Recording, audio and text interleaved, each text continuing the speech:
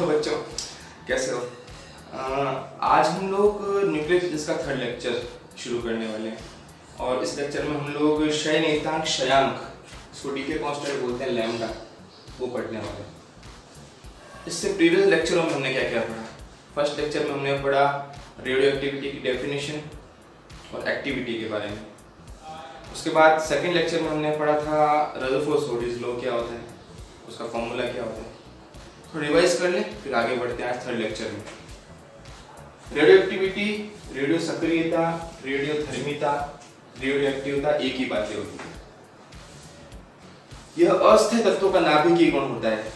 आवर्त सारणी में 83 के बाद के सारे तत्व अस्थायी हैं और अपने स्थायित्व को बढ़ाने के लिए वो तीन काम करते हैं।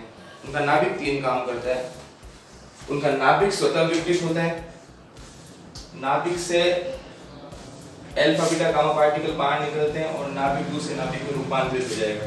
हमने लिखा था X एक रेडियो मटेरियल हो गया, वो Y में कन्वर्ट हुआ अपने आप, किसी की रिएक्शन नहीं उसके ऊपर।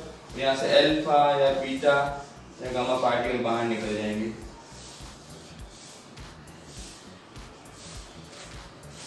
स्वतः विघटन हुआ, दूसरे नाभिक में रूपांतरित हुआ, अल्फा या बीटा और गामा पार्टिकल बाहर निकलेंगे।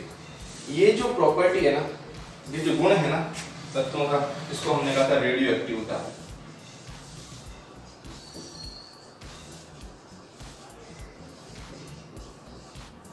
और ये तत्व हैं जो एलिमेंट्स हैं 83 के बाद वाले, वो होते हैं रेडियो एक्टिव तत्व।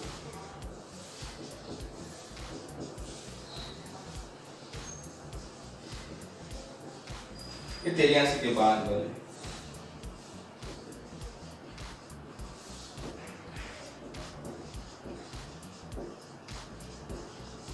सभी तत्व जो होते हैं वो रेडियो एक्टिव तत्व होते हैं। नाभिक की प्रॉपर्टी क्यों कहा? क्योंकि नाभिक इसमें पार्टिसिपेट करता है। ये नाभिक की अभिक्रियाएं हैं, है ना।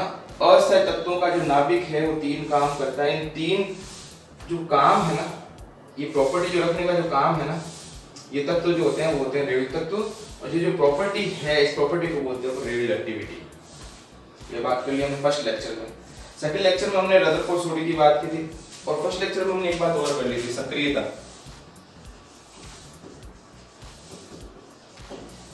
एक्टिविटी,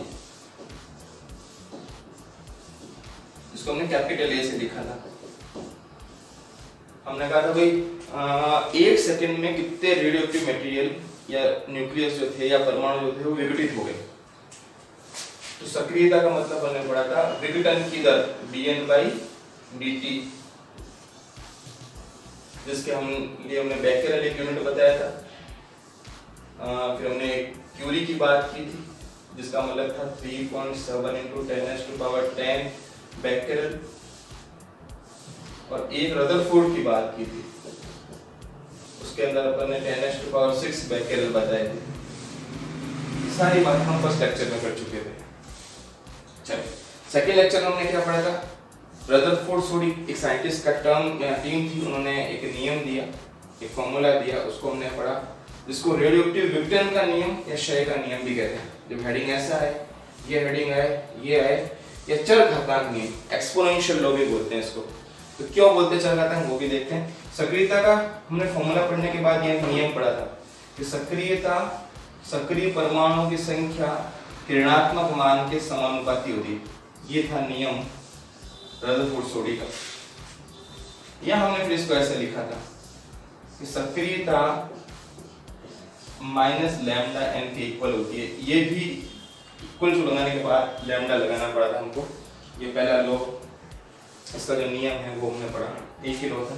उसके बाद का फॉर्मूला पढ़ा हमने n = n0 e⁻ का लैम्डा t।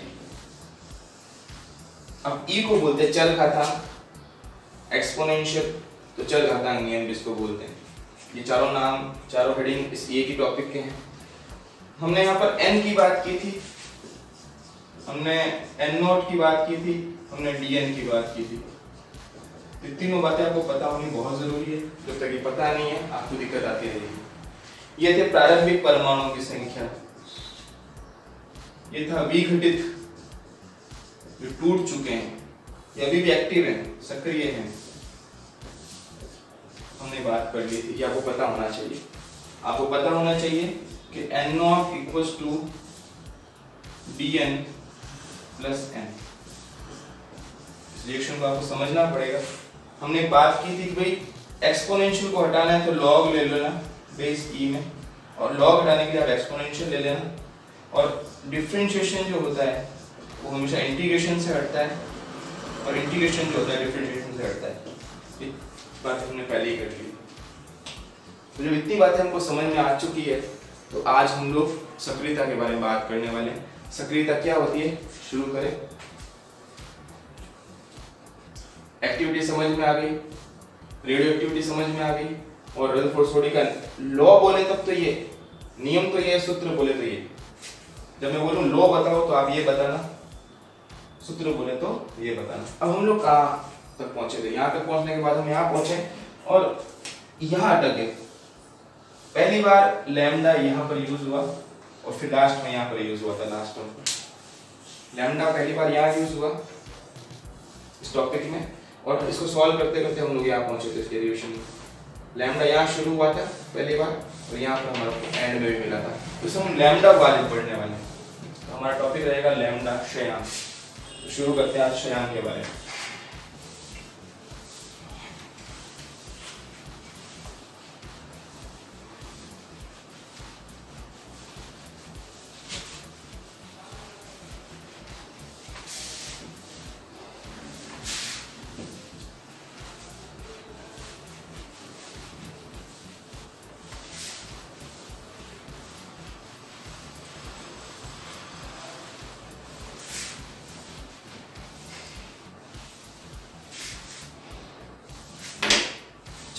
हेडिंग है हमारा क्षयांक, इसी को बोलते हैं क्षय निर्देशांक।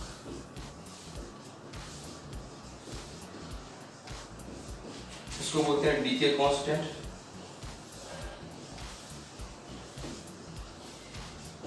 या इसको बोलते हैं लैम्डा। हमारा टॉपिक आज यही रहेगा।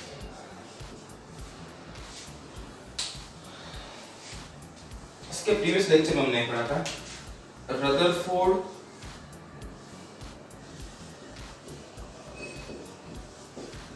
सोडी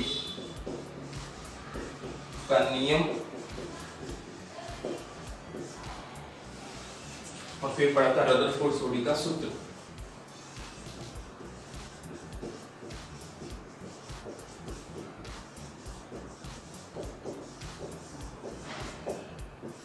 दो बातें हमने पढ़ी। नियम आपने पढ़ा था कि सक्रियता सक्रिय परमाणु की संख्या के ऋणात्मक मान के समानुपाती होता है, बराबर लगाया था, और फिर लैम्डा लगाया था। ये इसका नियम था। नियम बोले तो आप ये लिखना, सूत्र बोले तो आप लिखना n is equals to n0 e raised to power minus lambda t। हम एक डेफिनेशन यहाँ से देने वाले हैं, एक वहां से देने वाले हैं। चलो यहाँ से एक बात करें। लैम्डा क्या हुआ? लैम्डा माइनस का a by n, माइनस का a by, ये हो गया इसका फॉर्मूला, पहला फॉर्मूला। क्षयांक लैम्डा को बोलते हैं, माइनस रखा हुआ है, a मतलब होता है सक्रियता, एक्टिविटी, और ये सक्रिय परमाणुओं की संख्या।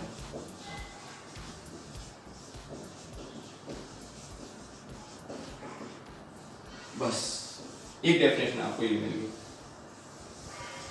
कि सक्रियता और सक्रिय परमाणुओं की संख्या के अनुपात के ऋणात्मक मान को क्षयांक कहते हैं।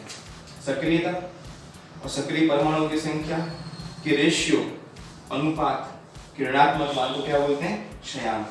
अर्थात सक्रियता व सक्रिय परमाणुओं की संख्या n के अनुपात के ऋणात्मक मान को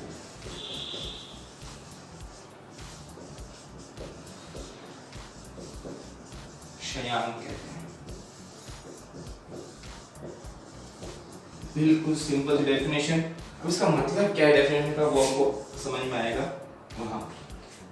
चलो इस चीज को समझने के लिए हम लोग यहाँ पर आते हैं सेकंड डेफिनेशन पर। ये परिभाषा नंबर 1 है, डेफिनेशन नंबर फर्स्ट है जो हमने यहाँ दी है, और अब डेफिनेशन नंबर 2 दे रहे।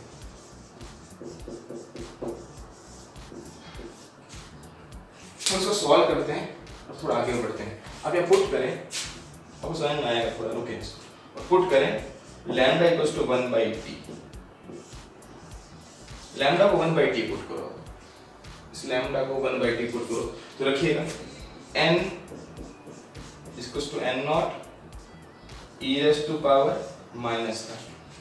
देखिए लैम्डा को लिख रहे हैं 1/t, इसको लिखा लैम्डा को और t यहाँ पे रखा हुआ था, t से t कैंसिल आउट हो गया। n is equals to n naught into e raise to power minus 1 बचा, इसको हम ऐसे लिखते हैं 1/e times of n naught, so 1/e लिख दिया। और e की वैल्यू जो होती है ना वो ध्यान रखिएगा आप, e की वैल्यू मैं यहाँ लिख देता हूँ। e की वैल्यू होती है 2.73 और 1/e की वैल्यू जो होती है ना वो 0.37 के आसपास होती है। तो आप इसको लिख सकते हैं n नॉट 0.37, ओके। और जब ये पॉइंट हटाया जाएगा ना तो इसको हम लिखेंगे 37/100, मतलब 37%। 1/e का मतलब 37% भी होता है, हम उसी से लिख सकते हैं ना। देखिए पॉइंट हटाया तो अपॉन 100 आ गया और 37/100 मतलब कितना हो गया 37%। तो आप लिख सकते हैं n equals to n naught का 37%। ये 3 फॉर्मूले हमारे पास है।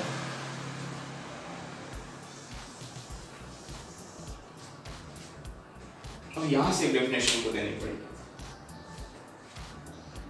क्या डेफिनेशन बनती है देखें आप यहाँ पर, देखो सक्रियता उस समय के व्युत्क्रम के बराबर होती है।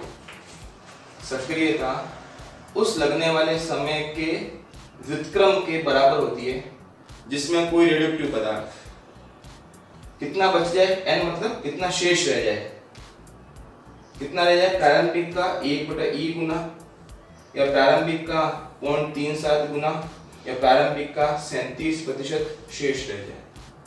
कुछ आया समझ में? इनको इनसे कनेक्ट कर रहे हैं हम, लैम्डा को डिफाइन करने वाले हैं। लैम्डा उस समय के व्युत्क्रम रेसिप्रोकल के बराबर होता है, उस समय का उल्टा होता है, इनवर्स होता है, जिसमें कोई रेडियो पदार्थ कितना बच जाए, अपने प्रारंभिक का 1/e गुना या 0.37 गुना या 37% बच जाए, शेष रह जाए, मतलब कितना विघटित हो जाए, प्रारंभिक का 63% टूट जाए। समझे आप लोग? नहीं समझे? समझा तो देखो एक एग्जांपल लेते हैं।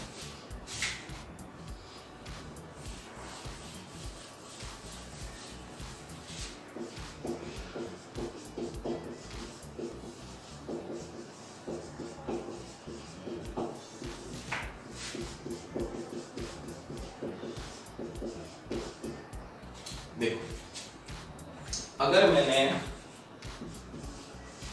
100 नाभिक ले लिए किसी रेडियो पदार्थ से, तो प्रारंभिक परमाणु कितने ले लिया आपने, n नॉट। अब समय चलता रहा, आपका समय यहां पर था 0। शुरुआत में आपने 100 परमाणु लिए, अब वो टूट रहे, अपना विघटित हो रहे, अब विघटित होने दो उनको। अब परमाणु टूटते जा रहे हैं, एक टूटे, दो टूटे, टूटने दो आप। जब वो टूट करके 63 टूट चुके हों, मतलब कितने बचे हों, 37 बचे हों भाई। 100 में से इतने टूट गए, बचे कितने, 37, एक ही बात है। तो 100 में से इतने टूट गए, इतने बचे, तो ये जो समय लगा है ना, जितने समय में ये काम मान लो 3 सेकंड लगे या 30 सेकंड लगे या 5 सेकंड लगा मान लो, तो उसका उल्टा करो 1/t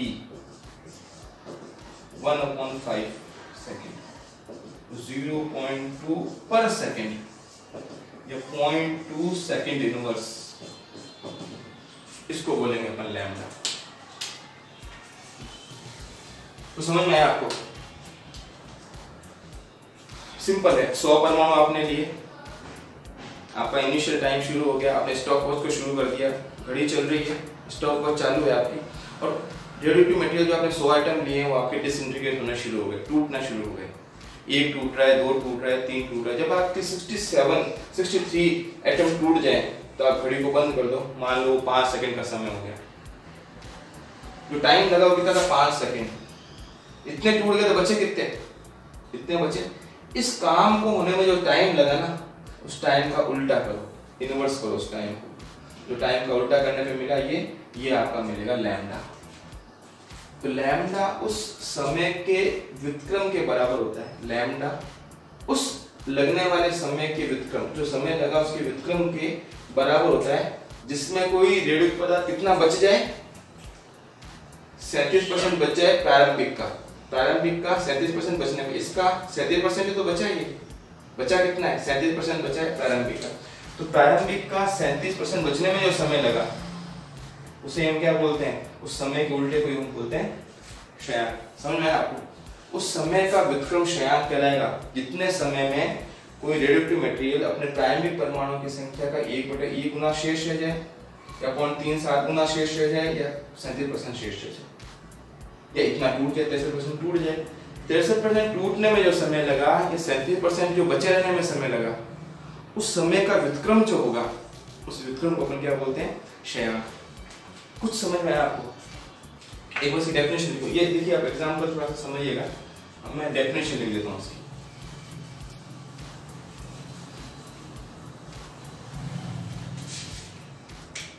अर्थात क्षयांक उस समय के व्युत्क्रम के बराबर होता है जिसमें कोई रेडियोएक्टिव पदार्थ अपने प्रारंभिक परमाणुओं की संख्या कितने होते हैं? N0 का 37% शेष रह जाए,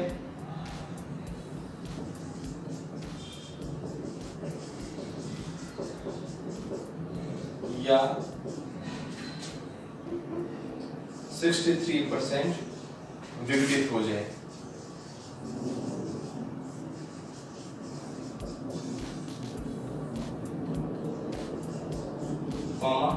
क्षयांक कहलाता है। क्षयांक कहलाता है।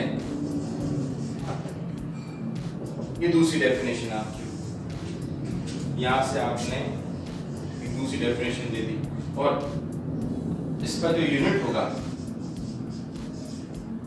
वो होगा 1/टाइम, 1/टाइम, 1/समय,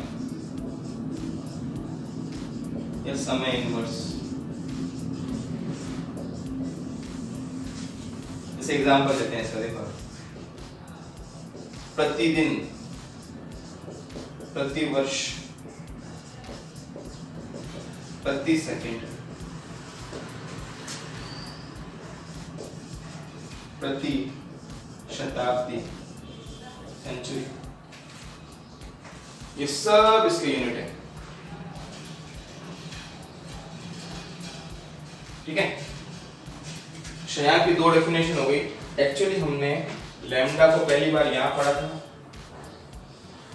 उससे हमने एक डेफिनेशन ये दे दी, तो दूसरी बार हमने लैम्डा यहां पढ़ा था। उससे हमने ये डेफिनेशन दी। पहली डेफिनेशन ये है, दूसरी डेफिनेशन हमारी ये। समझ में आया आपको? दो डेफिनेशन हमने दी, पॉज करके इसको लिख लीजिए। हम इसका फॉर्मूला निकालने वाले हैं। ये तो हमने डेफिनेशंस दी है, इसका मतलब समझा क्या होता है लैम्डा। आज हम लोग इसकी डेफिनेशन पढ़ने वाले हैं। इसके बाद पॉज करके इसको उतारें, फिर अब करते हैं इसको।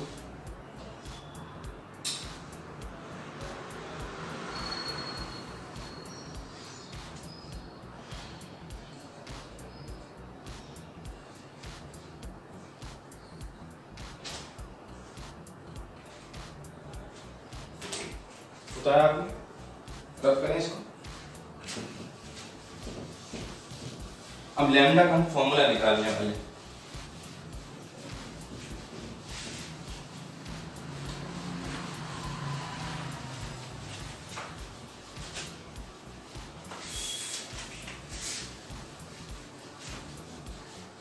देखिए इस चैप्टर की एक बहुत खास बात है, इस चैप्टर में जितने भी फॉर्मूले आप ड्राइव करोगे ना, सारे के सारे फॉर्मूले हम लोग रदरफोर्ड सोडी का जो फॉर्मूला है n equals to n naught e raise to power minus lambda t, यहीं से डिराइव करेंगे।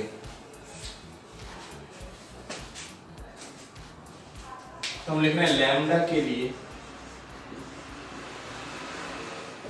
सूत्र उत्पत्ति।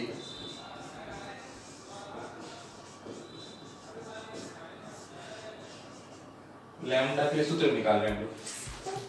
शुरुआत कैसे करेंगे हम लोग? हमारा हेडिंग नया ये हो गया। तो हमें इस चैप्टर में कुछ बातें ध्यान रखनी है। देखिए हम पहले ही बात कर चुके हैं, सारे फॉर्मूले हम लोग रदरफोर्ड सोडी के नियम से ही डिराइव करेंगे, है ना? जो कि सूत्र आपको पता ही है। तो रदरफोर्ड सोडी के सूत्र से हम बात करेंगे। शुरुआत हमको हमेशा n is equals to n naught e minus lambda t से करनी है। देखिए शुरुआत आपको हर फॉर्मूले की यहां से करनी है, पहली बात। दूसरी बात आपको दिमाग में रखना है, आपको प्रूफ क्या करना है, आपको लैम्डा का फॉर्मूला प्रूफ करना है। तो हम लैम्डा को यहां पर हाईलाइट कर देते हैं। हम लोग लैम्डा को यहां पर डिराइव करने वाले हैं। और तीसरी बात, लॉग हटता है e से, e हटता है लॉग से, इंटीग्रेशन हटता है डिफरेंशिएशन से, डिफरेंशिएशन हटता है इंटीग्रेशन से। ये तीन बातें पता होनी चाहिए। पहली बात, सारे फॉर्मूले यहाँ से डिराइव होंगे। शुरुआत आपकी यहाँ से होगी। शुरुआत आपको हर फॉर्मूले को डिराइव करने के लिए यहाँ से करनी पड़ती है। दूसरा, आपको लाना क्या है, लैम्डा लाना है, वो दिमाग में रखना है हमेशा। तीसरी बात, आपको हटाना है, फिर e हटाना है तो लॉग ले लो, लॉग बेस e हटाना है तो e ले लो, डिफरेंशिएशन हटाना है इंटीग्रेशन कर दो, इंटीग्रेशन हटाना है डिफरेंशिएशन कर दो। तीन बातें आपको पता होनी चाहिए। शुरू करते हैं इस लॉजिक पे। चलो, आपको दिक्कत बिल्कुल भी नहीं आएगी। चलो शुरू करते हैं। शुरुआत आपने यहाँ से कर दी। पहला पॉइंट, आपको हमेशा शुरुआत इस फॉर्मूले से करनी है। दूसरा, लैम्डा आपको निकालना है, दिमाग में रखना है। अच्छा लैम्डा को देखो, लैम्डा निकालना है। लैम्डा कैसे निकलेगा? जब ये लैम्डा e से नीचे आ जाएगा, e की पावर से नीचे आ जाएगा। जब इसको e से आप फ्री करोगे ना, तब आप लैम्डा को डिनोट कर सकते हो, इसको डिफाइन कर सकते हो। तो लैम्डा निकालने के लिए e हटाना पड़ेगा आपको, ये पता चल गया। देखो पहले हमने यहाँ से शुरुआत कर दी, फॉर्मूला लिखा। फिर दूसरा पॉइंट हमने बताया कि लैम्डा निकालना है, तो लैम्डा निकाला। लैम्डा बारे में सोचो, लैम्डा कैसे निकलेगा? लैम्डा निकलेगा भाई e हटेगा तब। और e कैसे हटता है? लॉग बेस e लेने से। तो दोनों तरफ का लॉग बेस e लेना पड़ेगा आपको। दोनों तरफ का लॉग बेस e लेने पर, तो लॉग बेस e n का भी ले लिया और log base e n naught e raise to minus lambda t का भी ले लिया। अब log a into b का फॉर्मूला लगाएं। हम जानते हैं formula log a into b का, जानते हैं? लिखें यहीं पर, log a into b का मतलब होता है, पढ़ा है हमने पिछली बार, log a प्लस log। तो ये फॉर्मूला अप्लाई करो, log n नॉट मल्टीप्लाई है तो प्लस आएगा log e raise to power minus lambda. चलो यहाँ तक पहुंचे। अब log a की पावर b का फॉर्मूला लगेगा। हम जानते हैं log a raise to power b का मतलब होता है b log a। पावर आगे आ जाता है तो आप ये फॉर्मूला अप्लाई करो। माइनस लैम्डा टी आगे आएगा तो माइनस लैम्डा टी रहेगा और log e बेस e यहाँ पर पहुंचे। अपना चल रहा है, आपको सिर्फ डेरिवेशन को आगे बढ़ाना होता है। उसके बाद आप जानते हो हमने कहा था log e बेस e या log 10 बेस 10 सब एक वैल्यू वाले होते हैं। तो log e बेस इस पूरे की वैल्यू कितनी हो जाएगी 1। तो क्या बना log n base e log n naught base e minus का लैम्डा t, ये तो 1 हो ही गया। निकालना था लैम्डा तो आप इस पूरी टर्म को इधर लेकर के आ जाओ। तो lambda t equals to log n naught base e और ये उधर जाकर के माइनस हो जाएगा log n बेस। और आपको पता है log a minus log b कितना होता है।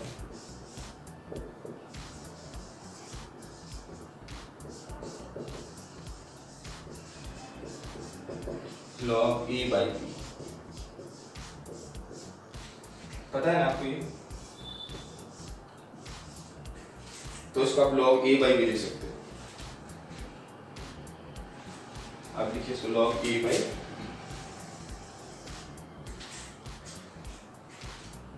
तो lambda T equals to log n naught by n base e। log n naught by n base में e रहेगा और log बेस e को log बेस 10 में कन्वर्ट करो। तो log बेस e को log बेस 10 में कन्वर्ट करोगे तो आपको 2.303 से मल्टीप्लाई करना पड़ता है, ये आपको पता है। आपको निकालना क्या है लैम्डा, तो 2.303 e को नीचे भेजें आप log base 10 n naught by, ये आपका एक फॉर्मूला होगा।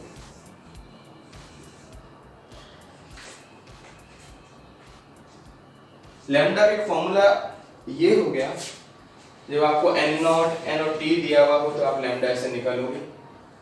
और अगर ये फॉर्मूले की और बात कर लेते हैं जो नेक्स्ट लेक्चर में हम लोग प्रूफ करने वाले हैं, वैल्यू भी लिख देते हैं, फॉर्मूला भी लिख देते हैं 0.693 अपॉन t हाफ। तो यहाँ t हाफ जो है वो है हाफ लाइफ टाइम।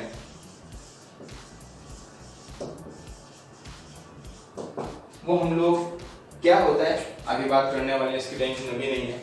और ये इसका फॉर्मूला हो गया 693 और इसका यूनिट में आप बता चुका 1 बाई समय, 1/समय इसका यूनिट होता है। लैम्डा के फॉर्मूले हो गए।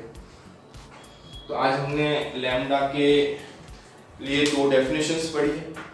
एक इसका जो फॉर्मूला था वो पढ़ लिया, ये फॉर्मूला एक और हमने लिखा है डायरेक्ट, जो कि हम नेक्स्ट लेक्चर में प्रूफ करने वाले हैं। इसे प्रूफ कर देंगे हम लोग। टी हाफ क्या है अभी यहाँ पे सस्पेंस है हमारे लिए, ये हम अगले लेक्चर में पढ़ेंगे। एक नोट लिखते हैं यहाँ पर, देखिए हम टी का फॉर्मूला अगर निकालना चाहें, टाइम का फॉर्मूला अगर हो तो लैम्डा नीचे आप ट्रांसफर करो, देखो तो 2.303 लैम्डा ट्रांसफर हो गया log base 10 n naught by n। एक फॉर्मूला आपके पास 50 का आ गया। ओके, एक फॉर्मूला आपका t का गया। अगर लैम्डा की वैल्यू अगर ये रख दो 0.693 अपॉन t का 2.303 और लैम्डा का फॉर्मूला लिखते हैं 0.693 upon t half log base 10 n naught by n यहाँ रखा हुआ है। और इसको तो आप ऊपर भेजें t हाफ और इन दोनों को डिवाइड करके सॉल्व करेंगे ना तो फॉर्मूला मिलेगा वो 3.3। इन दोनों की वैल्यू रेशियो का मतलब इतना आएगा, t हाफ ऊपर चला ही गया log base 10 n naught by n। आपको एक फॉर्मूला t का ये भी ध्यान रखना होगा, जब आपको t पूछा जाए और लैम्डा दे दे तो अब ये फॉर्मूला लगाना t के लिए, आपको t पूछा जाए t हाफ दे दे, t हाफ देकर के t पूछे आप ये फॉर्मूला लगाना, लैम्डा देकर के t पूछे आप ये फॉर्मूला लगाना। और इसका यूनिट तो आपको पता ही टाइम का समय होता है, ये भी समय हो गया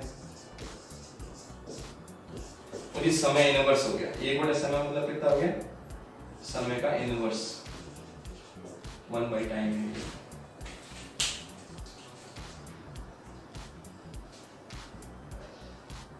समझ में आया आपको? देखिए सब फॉर्मूले आपको यहां से शुरुआत करनी है, कोई भी फॉर्मूला डेराइव करना है लैम्डा फॉर्मूले से आप शुरुआत करें। दूसरा पॉइंट आपको लैम्डा निकालना है, लैम्डा दिमाग में रखें, आप लैम्डा के बारे में सोचना शुरू करो। लैम्डा कैसे निकलेगा, जब ई हटेगा, ई हटाने के लिए क्या करोगे आप, log बेस ई दोगे, तो अंदर का log बेस ए लिया, सॉल्व करते रहे, log a into b का फॉर्मूला लगाया, log a की पावर b का फॉर्मूला लगाया, पावर आगे आ गई, log e बेस e 1 होता है, लैम्डा t उधर भेजा, log बेस e n इधर भेज दिया आपने, और log a minus log b log a by b होता है, तो आपने log a by b लिखा, e को बेस 10 में कन्वर्ट किया, आपको लैम्डा लिखना, t को नीचे भेजा, एक फॉर्मूला ये आ गया। ये हमारे लिए सस्पेंस है, इसको हम कैसे आया नेक्स्ट लेक्चर में पढ़ने वाले हैं। लैम्डा की यूनिट 1 बाई टाइम होती है, t हाफ लाइफ टाइम है जिसको हम आगे डिस्क्राइब करने वाले हैं नेक्स्ट लेक्चर में। और यहाँ से हम t को निकालने वाले हैं, t इधर भेजे, लैम्डा नीचे आ जाएगा, एक फॉर्मूला ये हो गया। लैम्डा की वैल्यू अगर ये रख देते हैं और इन दोनों को अगर रेशियो लें तो 3.3 आ जाएगा, t हाफ ऊपर चला जाएगा, t हाफ के फॉर्म में t का फॉर्मूला, लैम्डा के फॉर्म में t का फॉर्मूला, ये न्यूमेरिकल्स में काम आएंगे। तो एक्चुअली हमने आज लैम्डा को खत्म किया, थर्ड लेक्चर में आज हमने लैम्डा पूरा किया, सेकंड लेक्चर में हमने रदरफोर्ड-सोडीज लॉ पूरे किए, फर्स्ट लेक्चर में हमने एक्टिविटी के बारे में और रेडियो एक्टिविटी के बारे में बात की। पहला लेक्चर बेसिक था, दूसरा थोड़ा सा कंसेप्चुअल शुरू हुआ, उसमें मैथ्स आ गई, आज हमने पूरा मैथ्स की बात की। अब नेक्स्ट लेक्चर जो है, जो फोर्थ लेक्चर है, उसके अंदर हम लोग पढ़ने वाले हैं अर्धायुकाल, हाफ लाइफ टाइम, औसत आयुकाल या माध्य आयुकाल, टी एवरेज लाइफ टाइम और डीके कर्व। इन 3 टॉपिकों को हम अगले लेक्चर में कवर करने वाले हैं। तो तब तक आप पढ़ते रहें इन चीज़ों को और नेक्स्ट लेक्चर के लिए रेडी रहें। Best of luck.